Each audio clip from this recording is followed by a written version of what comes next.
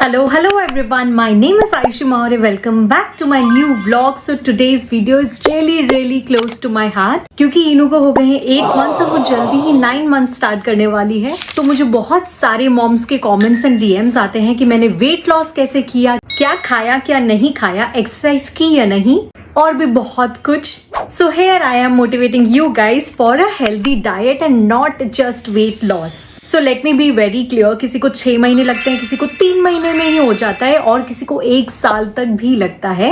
So ये depend करता है body to body. So don't worry about the same। अगर आप कोई से भी स्टेज पे हो, do watch this video because ये बहुत ही इंफॉर्मेटिव होने वाली है। मैं अपनी टिप्स एंड ट्रिक्स आपसे इस वीडियो में शेयर करूंगी। So without any further ado, let's get started। So pregnancy के पहले my weight was approximately 60 kgs और प्रेगनेंसी के टाइम पे मैंने ट्रस्ट मी स्टार्टिंग में तो वेट गेन नहीं किया था, but at the end of my pregnancy मेरा वेट हो चुका था 78 kgs, अप्रोक्सीमेटली 20 किलोज मैंने गेन किया था। मेरा बेली इतना बड़ा था कि लोगों को लगता था कि इसमें ट्विंस हैं, एक बच्चा नहीं है। बट इस वीडियो में मैं आपको मोटिवेट करना चाहती हूँ कि weight loss isn't everything. Healthy diet with weight loss आपको मैनेज करना है। वो कैसे करना है वो मैं आपको अभी बताती हूँ। जी हाँ, बहुत सारी मदर्स अपने आप को बहुत प्रेशराइज करती हैं कि उसने 3 मंथ में वेट लॉस कर लिया है, उन्होंने 6 मंथ में वेट लॉस कर लिया है। But trust me, body to body type बहुत डिफरेंट होता है, सबका अपना मैकेनिज्म होता है, उसके हिसाब से ही हम अपना वेट लॉस करते हैं। मुझे भी स्टार्टिंग में बहुत टेंशन थी कि 3 महीने में मेरा वेट कम नहीं हुआ, अभी भी मैं प्रेग्नेंट लगती हूँ 7 मंथ्स, कैसे वेट लॉस होगा। But you have to trust the process. बहुत ही स्लो स्टेडी भी अगर आप अपना वेट लूज कर रहे हो, अच्छी डाइट ले रहे हो तो भी इनफ है। और एनी विच वेज आपको स्टार्टिंग में ये सब के बारे में नहीं सोचना है। हाँ, बहुत ज्यादा स्ट्रेस होता है सब चीजों को लेके, बेबी को लेके, अपने वेट लॉस को लेके, मैं कैसी दिख रही हूँ, इन सब चीजों को लेके। बट आपको सांस लेनी है, धीरे धीरे अपने आप पे ट्रस्ट करना है, धीरे धीरे चीजें बेटर होंगी। अपने आप को बिल्कुल भी प्रेशर नहीं करना है कि 6 महीने में मुझे मेरा प्रीवियस वेट हो जाना चाहिए, 6 महीने में अपना पूरा वेट लॉस जर्नी कर लूंगी, ऐसा नहीं होता। So things which really worked for me वो मैं आपको इस वीडियो में आज बताने वाली हूँ। तो सबसे पहले मैं आपसे शेयर करना चाहती हूँ मेरी मैजिक ड्रिंक, जो कि है जीरा, अजवाइन, सौंफ और मेथी का पानी। क्या करना है आपको, ओवरनाइट ये सब चीजें सोक करके रख दो एक ग्लास में। सुबह मॉर्निंग में उठते ही थोड़ा सा ऐसे गुनगुना करो, वार्म होना चाहिए, मतलब एकदम हॉट नहीं होना चाहिए, गरम गरम वार्म होना चाहिए, और सिप कर करके पियो खाली पेट। इससे बहुत सारे एडवांटेजेस मिलेंगे आपको। आपकी ब्लोटिंग कम होगी, जो बेबी होने के बाद मदर्स में ब्लोटिंग होती है वो कम होगी, डाइजेशन इंप्रूव होगा, और जो ब्रेस्ट फीडिंग मदर्स है उनका लैक्टेशन इंप्रूव होगा, मिल्क सप्लाई एकदम बूस्ट होगा, और सबसे मेन बात आपकी पोस्टपार्टम रिकवरी में बहुत हेल्प करेगा। बट इन सब चीजों के लिए आपको बहुत कंसिस्टेंट होना पड़ेगा। ऐसा नहीं करना है कि एक दिन पिया, 2 दिन छोड़ दिया, फिर तीसरे दिन पी लिया। आपको रेगुलरली इस ड्रिंक को लेना है और सुबह खाली पेट पीना है। डेफिनेटली आपको within few months results इससे देखने को मिलेंगे।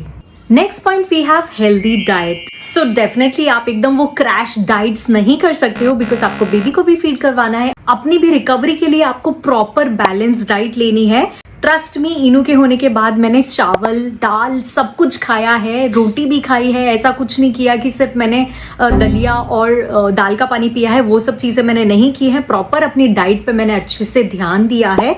वही आप सब लोगों को भी करना है, क्योंकि अंदर से हील होने के लिए हमारी बॉडी को प्रॉपर न्यूट्रिशंस चाहिए। सब कुछ खाओ, अच्छे से खाओ, बट एक बार अपने डॉक्टर से बिल्कुल कंफर्म करना कि मैं अभी दही खा सकती हूँ कि नहीं, फ्रूट्स खा सकती हूँ कि नहीं। आई थिंक ये कुछ दिनों मैंने अवॉइड किया था, उसके बाद में मैंने फ्रूट्स भी खाए, दही भी खाए, चावल भी खाए, रोटी भी खाई, एवरीथिंग। अभी की सिचुएशन ये है कि मैं अपने प्रोटीन और फाइबर इंटेक पे बहुत ध्यान रखती हूँ। हमारी जो इंडियन मील है उसमें कार्ब्स तो भर भर के है, तो कार्ब्स पे ध्यान देने की जरूरत नहीं है। आपको ध्यान देना है कि आपका प्रोटीन इंटेक अच्छे से हो, आपका फाइबर इंटेक अच्छे से हो, बिकॉज ये दोनों बहुत ही जरूरी चीजें हैं हेयर फॉल कम करने के लिए, रिकवरी के लिए, और एक हेल्दी वेट लॉस के लिए।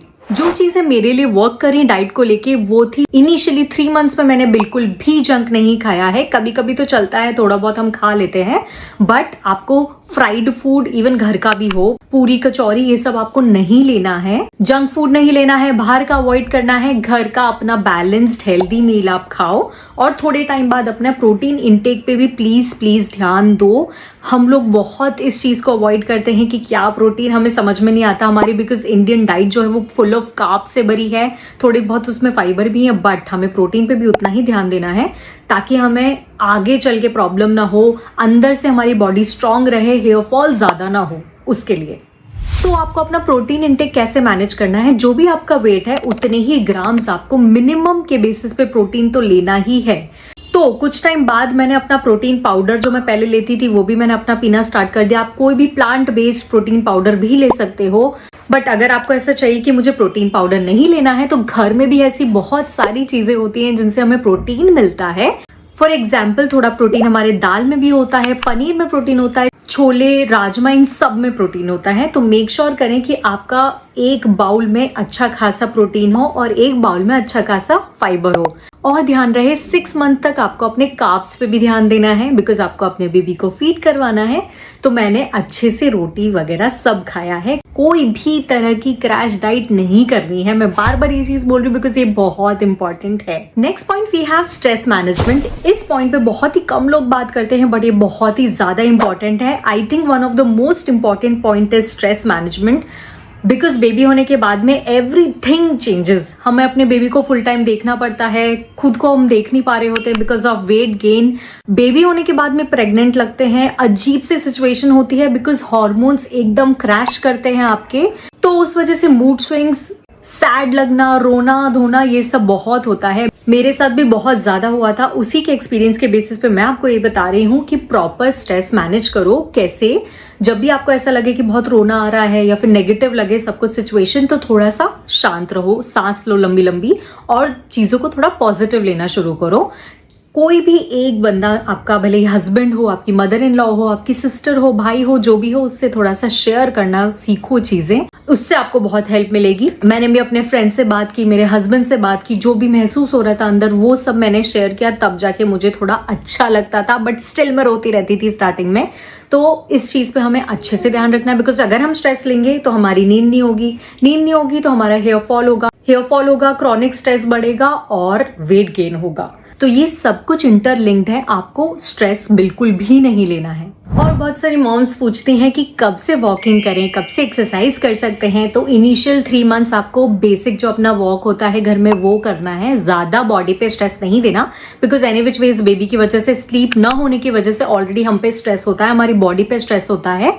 तो इनिशियली जो आपके 3-4 मंथ्स है, बेसिक वॉक करो घर में, वही मोर देन सफिशिएंट है। फिर धीरे धीरे करके जब मेरा 6 मंथ्स हुआ तब मैंने थोड़ा थोड़ा योगा, थोड़ा जो बेसिक अपना मैट बिछा के आप कर सकते हो, योगा, ब्रीदिंग एक्सरसाइजेस, ये सब मैंने स्टार्ट करी।